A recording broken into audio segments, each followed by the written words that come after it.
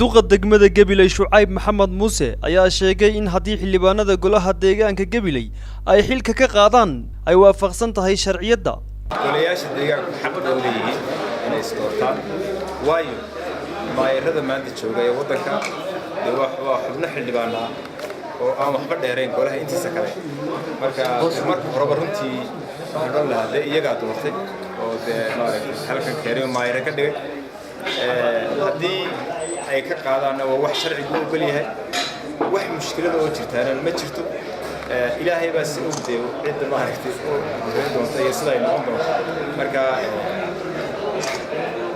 wada hadalka golayaasha deegaanka iyo runtii intuu waxay guddigu tahay ama ku salaysan tahay dhabaha ama idbada oo aasaaso dimuqraadiyadda ay ku noolaanayno marka wax mushkilada iyo wax dhibaato ah runtii midna ma laha baqana runtii kama qabno golayaashu deegaanadu runtii iyaga u madax bannaan maayiradana iyaga doortay kuwa cusub bay dooran karaan wax cugdadana ma laha waayo maayiradu wada waa xildhibaano golayaasha ka tirsan marka wax cugdado ay keenaysaa haddii laga qaadiyo hadduu joogo baa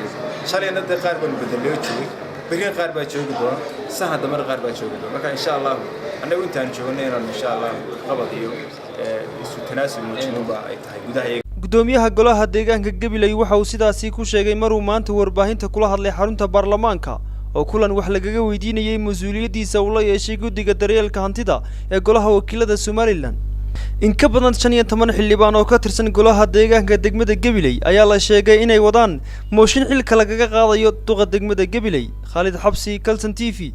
Hargeysa.